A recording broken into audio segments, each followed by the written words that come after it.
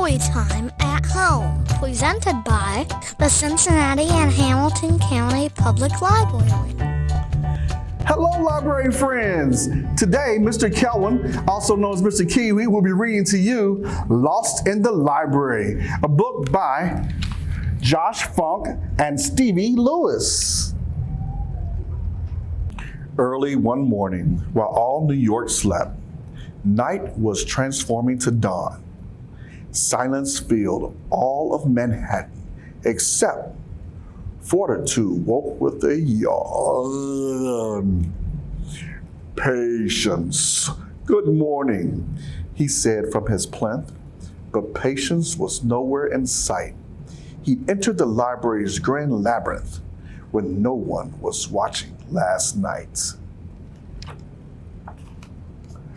Fortitude never abandoned his post, but Patience had not yet returned.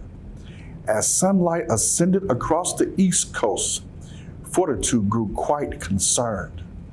How could he do this? He's never been late. Fortitude leapt on all fours. Lacking all patience, he couldn't just wait and scampered through Astor Hall's doors. The ceiling above was 12 elephants tall and dozens of buffalo wide. Patience told stories of rooms like this hall, but it was a new world inside. Twisting and turning, he noticed some stairs. Patience might climb, he supposed. When reaching the top, he was caught unawares. A frolicsome statue would pose. "Looking for someone?" she asked with a grin. Fortitude nodded his head. "Patience, my partner, my sidekick, my twin. I really must find him," he said. "The Rose main reading room, back to your right. Sometimes he's there," the girl stated. Fortitude thanked her and ran out of sight, hoping his buddy awaited.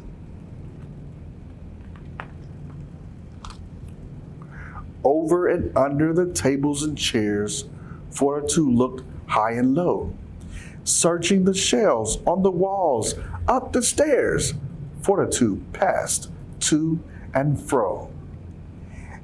After what felt like forever, he ceased. Patience just wasn't around. Fortitude heard someone's voice to the east and eagerly followed the sound. People in portraits that lined every hall whispered and gossiped away. So Fortitude roared out his loudest of all to turn their attention his way. "Has anyone noticed a lion like me? He's quiet and peaceful and sweet."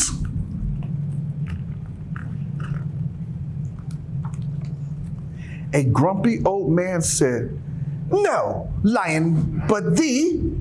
Now please go back out to the street." Exiting gloomily, Fortitude wandered back through the library's maze. "Patience, dear Patience, where are you?" he pondered while thinking of happier days. In the beginning, young Patience was shy, but Fortitude thought he was rude. Weeks and then months and then years traveled by. Eventually, friendship ensued. Patience told stories of ducklings and moons, of wardrobes and buttons and fun. On cold, snowy evenings or hot afternoons, Fortitude cherished each one. Rays from the sun had begun creeping in when water flew out from a sink. A little bronze lion said, "Gotcha! I win!" and gave him a satisfied wink. The lion said, "Wait, you're not Patience. Oh no, the splash, it's a game that we play." "Patience?" asked Fortitude. "Where did he go?" "The sunrise is minutes away." "Today, haven't seen him," the lion confessed. "But I wouldn't worry, old chap. Perhaps you require some help on your quest.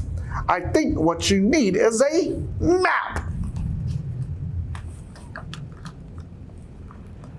Fortitude scanned every atlas he could before tossing each one to the side. Only a library map would do good.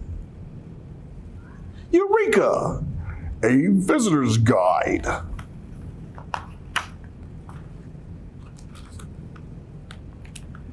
How many hundreds of rooms can exist?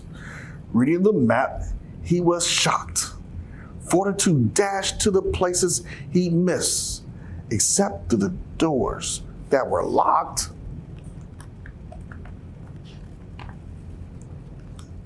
He searched every floor from the first to the third. Patience just couldn't be found. Fortitude thought, "I will not be deterred." What's on this floor labeled ground? Fortitude quickly crept down the dark hall and into a jungle of joy, with colorful pictures adorning each wall and books for every cat, girl, and boy. Fortitude prowled past Sindak and Ryland, Yolan and Pinckney and Bloom, while keeping his footsteps impeccably silent. He heard something in the next room.